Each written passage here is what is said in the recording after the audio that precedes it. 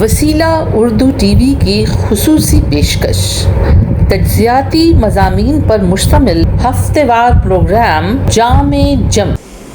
ناچ میری بلبل۔ ناظرین، میرا آج کا عنوان ہے ناچ میری بلبل۔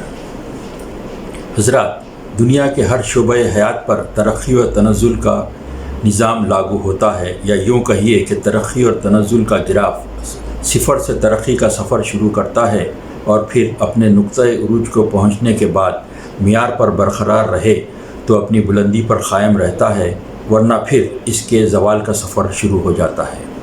کسی شاعر نے اس خیال کو یوں باندھا ہے: بلندیوں پہ پہنچنا کمال نہیں، بلندیوں پہ ٹھہرنا کمال ہوتا ہے۔ اگر ہم صحافت کے معیار کا جائزہ لیں تو وہ اس کسوٹی پر کھرا اترتا ہے۔ ہماری صحافت برسا برس بلندیوں پر ٹھہری رہی، پھر کچھ ضمیر فروشوں نے اس میدان میں قدم رکھا اور یہیں سے اس کا زوال شروع ہوا، لیکن اس کے واپسی کا سفر بتدریج نہیں رہا، بلکہ وہ بڑی تیزی کے ساتھ نیچے آئی۔ ہم نے دیکھا کہ ہمارے برسوں پرانے اعلیٰ صحافتی اقدار صرف 5 یا 6 سال میں زمین پر آ گرے۔ ہمارا مین اسٹریم میڈیا، المعروف گودی میڈیا، نے صحافت کو جس مقام پر لا کھڑا کیا ہے وہ کسی زاویے سے صحافت نہیں کہلائی جا سکتی۔ کسی صحافی یا صحافتی ادارے کا کسی سیاسی قائد یا سیاسی جماعت کی جانب مائل رہنا، غیر محسوس طریقے سے اس کی حمایت کرنا کسی حد تک قابل قبول ہے، مگر اس کو بھی کبھی پیشہ صحافت میں اچھی نظر سے نہیں دیکھا گیا۔ لیکن صحافتی اداروں کا کسی پارٹی کا ترجمان بن جانا، اس کے سیاہ کو سفید ثابت کرتے رہنا، یہ صحافت نہیں ہے۔ اور آج ملک کا گودی میڈیا یہی کچھ کر رہا ہے۔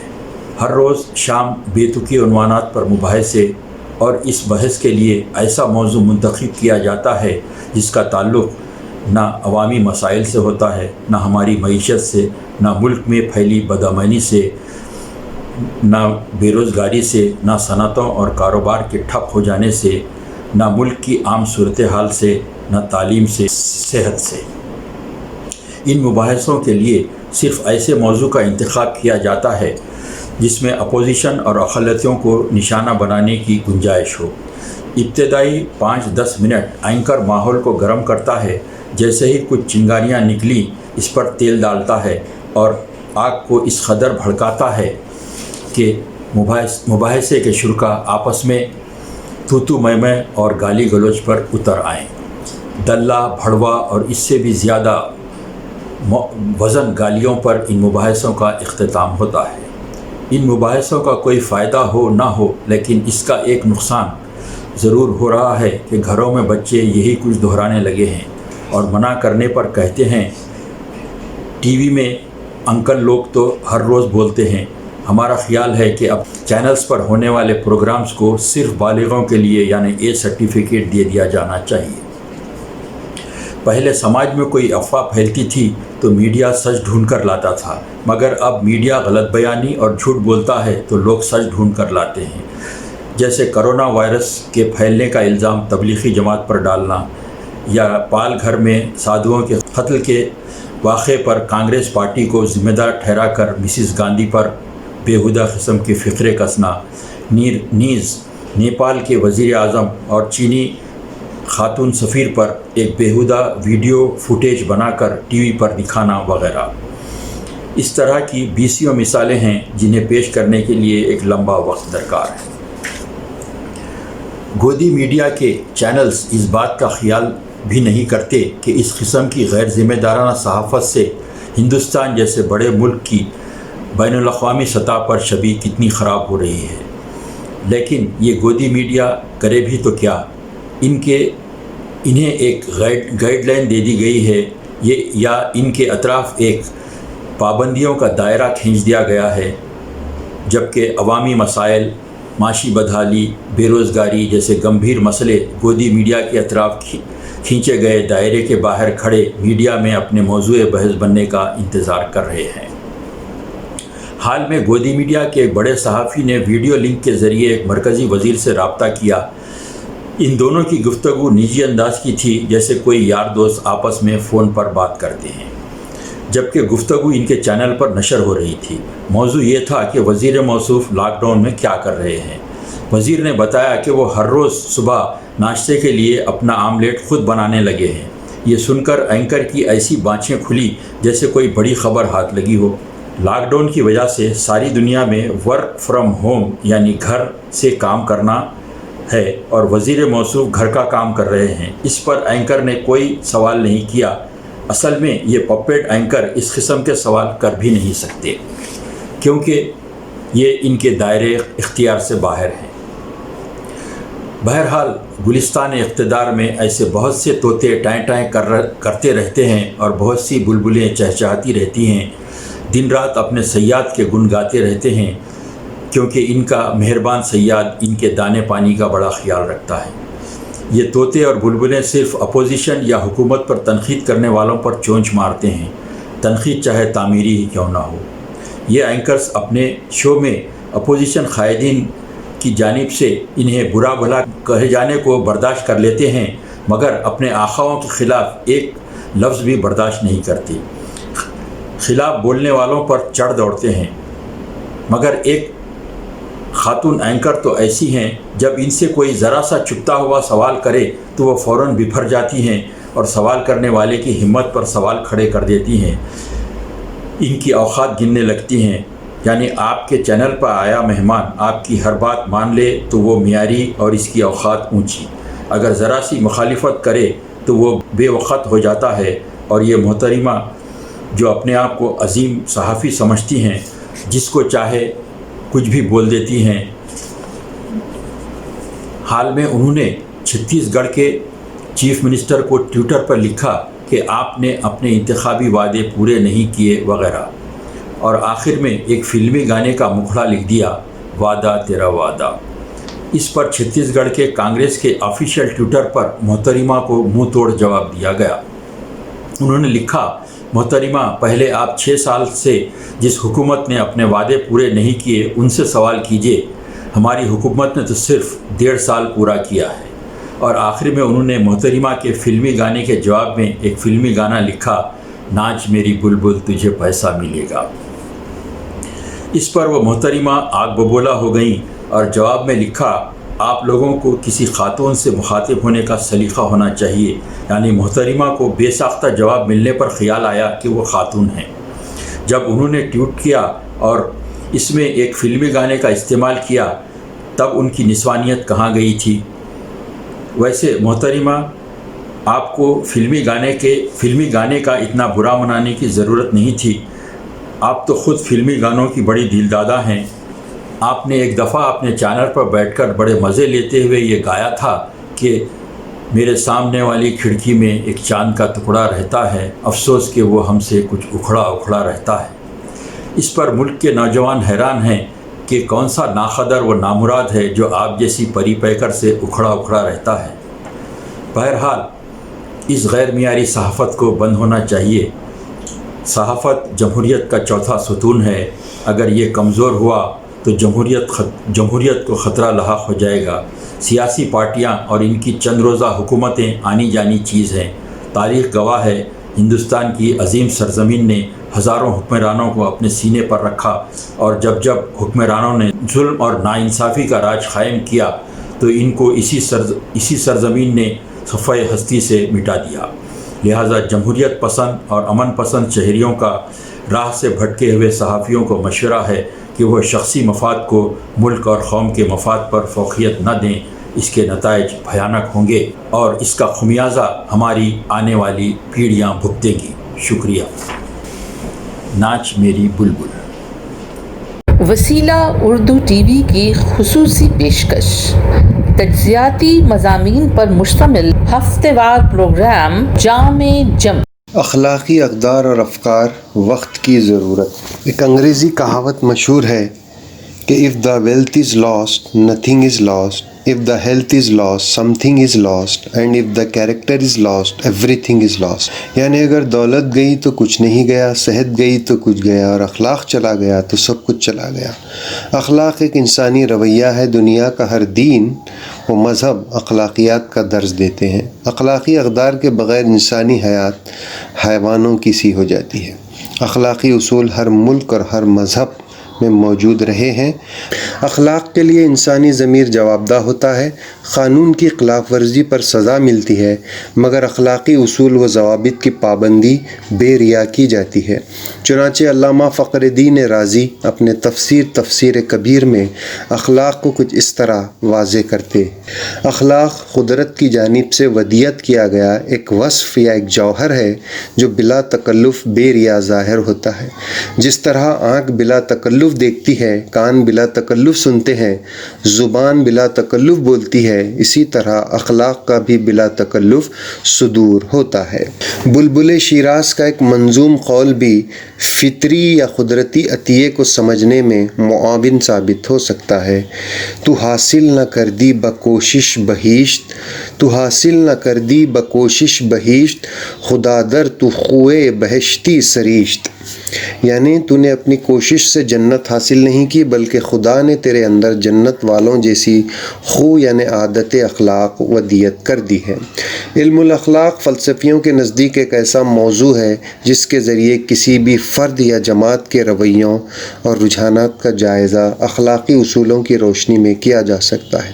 اخلاقیات پر صدیوں سے پیامبروں، مفکروں اور فلسفیوں نے کام کیا اور اپنے اپنے تجربات، تشریحات اور توضیحات کی روشنی میں اخلاقی اصول پیش کرتے رہے۔ بیشتر مفکرین کا خیال ہے کہ اخلاق انسانوں کے اختیار تمیزی کا نتیجہ ہے۔ اخلاق ایک قوت فیصلہ ہے، بعض نے اسے شعور بھی کہا ہے۔ مفکرین کا یہ بھی خیال ہے کہ رویہ اور ضمیر میں قریبی اور عمیق تعلق ہوتا ہے۔ اخلاقیات میں ہمیشہ نیکی اور بدی کی کشمکش ہوتی ہے۔ اخلاقیات کے مطالعے سے یہ بات مترشح ہوتی ہے کہ دنیا کے ہر حصے میں انسانی رویہ اور ضمیر پر مذہبی تعلیمات و افکار کے اثرات نمایاں رہے ہیں۔ سقراط، افلاطون وغیرہ جیسے قدیم فلسفی اصول اخلاق کے مختلف پہلوؤں کی نشاندہی کی ہے۔ جدید مفکرین و مصلحین نے بھی علم الاخلاق پر اپنے نظریات پیش کیے ہیں۔ اسلامی اور سائنسی مفکر ابو علی سینا نے ایک صوفی سے ملاقات کی۔ کچھ دیر گفت و شنود کے بعد ابو علی سینا جب واپس ہو رہے تھے تو اسی وقت حاضرین میں سے کسی نے صوفی سے دریافت کیا کہ آپ نے ابو علی سینا کو کیسے پایا؟ جوان صوفی نے کہا: اخلاق ندارت، یعنی اخلاق نہیں رکھتا۔ ابو علی سینا جب یہ فقرہ سنا تو واپس پلٹ کر کہا کہ صوفی صاحب، میں نے تو فلسفہ اخلاق پر ایک مستقل کتاب لکھ ڈالی ہے اور آپ میرے بارے میں اخلاق ندارت فرماتے ہیں۔ تب صوفی بزرگ نے کہا کہ میں نے یہ کب کہا تھا کہ اخلاق ندانت یعنی اخلاق نہیں جانتا، بلکہ میں نے تو یہ کہا ہے اخلاق کا حامل نہیں، یعنی اخلاق کا جاننا گویا علم کا جاننا ہے اور اخلاق کا حامل ہونا عمل کے دائرے میں آتا ہے۔ فی زماننا ہم جس دنیا میں جی رہے ہیں وہ محیر العقول سائنس و ٹیکنالوجی کے عروج کا عہد ہے۔ جدید ایجادات و اختراعات نے دنیا کو ایک گاؤں میں تبدیل کر دیا ہے۔ یہ بے کراں عالم سمٹ کر ہر لمحہ انسان کی نظروں میں آ چکا ہے۔ صرف بٹن دبانے کی دیر ہے کہ ہم اپنے گھر میں بیٹھ کر پوری دنیا کا نظارہ کر سکتے ہیں۔ انسانی افکار کی بلند پروازی نے اپنی ظفر یابی کی کمندوں کو خلاؤں سے دور چاند، ستاروں اور سیاروں پر کامیابی سے ڈال چکا ہے۔ اقتصادی اور صنعتی انقلابات کی چکاچوند نے دنیا کی کایا پلٹ کر رکھ دی ہے۔ مگر سوال یہ ہے کہ آج کا انسان ترقی کی کن بلندیوں پر فائز ہے؟ بلکہ اصل بات تو یہ ہے کہ ان سب چیزوں نے انسانی اقدار کی بلند پروازی کو کہاں تک یقینی بنایا ہے۔ آج ہر طرف انسانی اقدار کی پامالی ہو رہی ہے۔ خود کو مہذب کہنے والی قومیں اپنی تہذیب برہنگی، فرسودہ ثقافت اور مستعار علم کے نشے میں اس طرح سرشار ہو چکی ہے کہ دنیا کو اپنی نگاہ کے سامنے حقیر سمجھ کر سارے عالم پر اپنی بے حیا تہذیب کے فروغ و اشاعت کے لیے کوشاں ہیں۔ تفریح اور تعلیم کے نام پر دنیا کو ریانیت اور بے شرمی کا گہوارہ بنایا جا رہا ہے اور اسے ترقی کا معیار قرار دیا جا رہا ہے۔ تہذیبی، ثقافتی، سیاسی اور سماجی برائیاں معاشرے میں اپنی جڑ پختہ کر چکی ہیں۔ اخلاق کا تعلق باطن سے ہوتا ہے اور اعمال انسان کے ظاہر کو پیش کرتے ہیں۔ باطن اگر درست ہو تو ظاہر کی درستگی کا اعتبار ہوتا ہے۔ اخلاق باطنی رویہ ہے اور اعمال ظاہری۔ دنیا کے دیگر مذاہب میں بھی اخلاقیات کی تعلیم موجود ہے۔ دنیا کے تمام مذاہب میں اخلاقی اقدار مشترک ہیں۔ اخلاقیات کے ترویج و اشاعت ہر مذہب و دین کے ساتھ ساتھ صوفیانہ فکر و نظر نے بھی اخلاق و کردار کو فروغ دینے میں اہم رول ادا کیا ہے۔ تصوف و سلوک کے ذریعے صالح معاشرے کی تشکیل آج بھی ممکن ہے۔ صوفیہ نے اپنے کردار اور فکر و عمل کے ذریعے انسانی معاشرے میں اخلاقی اقدار کو قبول کرنے اور ان کو برتنے کا رجحان پیدا کرنے کی صحیح کی ہے۔ حقیقی معنوں میں انسان کو انسان کا حامل بنانا ان کا وصف بھی رہا ہے، چونکہ ان کا مقصد ہی اصلاح احوال ہوتا ہے، جس کی بنیاد پر کبھی اقوال و احوال اور کبھی شعر و ادب کے ذرائع سے کرتے ہوئے انسانیت کو آفاقیت کا حامل بناتے ہیں۔ صوفیہ کے یہاں عرفانی اخلاقیات یعنی عشق حقیقی کو بڑی اہمیت حاصل رہی ہے۔ راہ خدا میں اپنی عزیز ترین چیزوں کو قربان کرنا اور ان کی محبت کو بھلا دینا اور خود بھی قربان ہو جانا ہی سب سے بڑا درجہ ہے۔ سلوک و عرفان، تسلیم و رضا، فقر و فاقہ، توکل، تقوی، قناعت، ترک دنیا، عشق الہی، معرفت الہی وغیرہ اصطلاحات عرفانی اخلاقیات کی نمائندگی کرتے ہیں۔ اس سلسلے میں تمام سلاسل کے یہاں یہ اوصاف پائے جاتے ہیں۔ صوفیہ کے مشہور فقرے من نیم یعنی میں کچھ نہیں ہوں، من چیز ہستم یعنی میں بھی کوئی چیز ہوں، سامح نواز ہوتے ہیں۔ عملی دنیا میں تربیت یافتہ اور تہذیب یافتہ نفوس من نیم پر عمل کرتے ہیں اور فقر و غرور والے نفوس من چیز ہستم پر عمل کرتے نظر آتے ہیں۔ جب تک اس احساس میں وہ مگن رہتے ہیں، من نیم ان کی زبان پر نہیں آ سکتا، اس لیے اخلاق کا صدور بھی وہاں نہیں ہو سکتا۔ صوفیہ کی تعلیمات میں بلا واسطہ اخلاقی تعلیم کا درس ملتا ہے، جس سے انسانی اذہان و قلوب متاثر ہوئے بغیر نہیں رہ سکتے۔ معنوی لحاظ سے ان کا ایک ایک مصرع یا فقرہ گویا اصول اخلاق کا دبستان معلوم ہوتا ہے۔ جیسے مختلف کتابوں میں لکھا ہے اور مختلف کتابوں کے حوالے سے ہم یہ کہہ سکتے ہیں، جیسے لوگوں کی اصلاح وہی کرے جو نیک اعمال کا حامل ہو، امیری اور غریبی میں فرق نہ کرو، مخلوق خداوندی کی مدد کرو، دوسروں کی خطا معاف کرو، مخلوق خدا کی خدمت کرو، برے انسان کو دور مت کرو، برائی کو دور کرو، حسن عمل کا پیکر بنو، فانی دنیا سے دل نہ لگاؤ، کسی کا دل مت دکھاؤ، اپنی اصلاح کے ساتھ ساتھ دوسروں کے مسائل بھی حل کرنے کی کوشش کرو۔ مذکورہ بالا فقرے اکابر صوفیہ کی کتابوں میں ملتے ہیں، جن میں نقش ہائے رنگ رنگ انسانی اقدار و افکار نظر آتے ہیں۔ عصر حاضر میں قدروں کا زوال، زندگی کی برق رفتاری، مشینی دور کی میکینیکیت، رشتوں کی پامالی، اخلاص اور وفا کے فقدان وغیرہ سے نجات دلانے میں صوفیہ کے اقوال و افکار، اعمال و اشغال معاون و مددگار بنتے ہیں۔ اقوال صوفیہ میں فکر کی بلندی، عمل کی پختگی کے ساتھ ساتھ تصور حیات اور محبت کی داستان، ایک مخصوص نظریہ سماج بھی پوشیدہ نظر آتا ہے۔ صوفیہ نے پیار و محبت، الفت، انسانی درد و غم وغیرہ جیسے صفات کو اپنے فکر و عمل کا حصہ بنایا تھا، جسے آج ہم ان سب باتوں پر عمل پیرا ہو کر نہ صرف اپنی زندگی بلکہ سماج و معاشرے میں امن و آشتی کا محور و مرکز بنا سکتے ہیں۔ حقیقی معنوں میں صوفیہ کے نزدیک محبت ہی عبادت ہے۔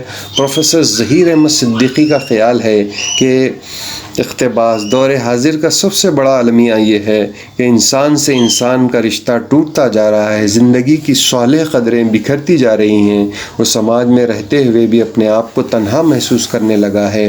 موجودہ دور کی دوڑتی بھاگتی دنیا ایک لمحے کے لیے بھی پیچھے کی طرف دیکھنے کے لیے تیار نہیں ہے۔ سائنس اور جمہوریت دونوں زندگی کی قدروں کے احترام سے محروم ہیں۔ تہذیب کی بربادی کا تصور تعصب اور تنگ نظری کی صورت میں افراد اور جماعتوں میں نمایاں ہے۔ ان حالات میں انسان کی ذمہ داری بڑھ جاتی ہے جو انسانی اقدار پر ایمان رکھتا ہے۔ اس کو معلوم ہے کہ انسانیت کے احترام کے بغیر نہ کوئی معاشرہ پنپ سکتا ہے اور نہ کوئی ادب ترقی کی منزلیں طے کر سکتا ہے۔ اقتباس ختم۔ صوفیہ کے اقوال اور تعلیمات میں سنجیدگی، فکر اور انسانیت کے لیے الفت و عقیدت، احترام آدمیت کے جذبے اور جلوے نظر آئیں گے۔ اخلاقی و حکیمانہ کیفیت و بصیرت بھی نظر آئے گی۔ عطر حیات اور فکر حیات کے علاوہ مقصد حیات کے کلمات بکھرے نظر آتے ہیں۔ حقیقت یہی ہے کہ اخلاقی قدروں سے مراد انسان کے وہ بنیادی تجربات ہیں جو انسان کو صفات عالیہ اور انسانی قدروں جیسے محبت، خلوص، صداقت، انسان دوستی، ایثار، رواداری، وفاداری وفاداری غرض زندگی کے تمام اعلیٰ صفات و خیالات سے ہم آہنگ کرتے ہیں۔ اس طرح مذہب و اخلاق جب انسانی فکر و عمل کا حصہ بنتے ہیں تو انسانی سماج عمل صالح کی طرف متوجہ ہو جاتا ہے۔ غرض صوفیہ اکرام نے اور مفکروں نے اخلاق کو شجر حیات کی اصل جڑ یعنی جڑ کہا ہے۔ جڑ کو اخلاق کے پانی سے سینچا نہ جائے گا تو اس کی ڈالیاں خشک ہو جائیں گی اور پھل بے مزہ رہ جائے گا۔ آج ہمیں پھر سے اصل کو اخلاقی پانی سے سینچنا ہے اور اس کے برگ و بار کو سماج و معاشرے میں تقسیم کرنا ہے۔ وسیلہ اردو ٹی وی کی خصوصی پیشکش، تجزیاتی مضامین پر مشتمل ہفتہ وار پروگرام جام جم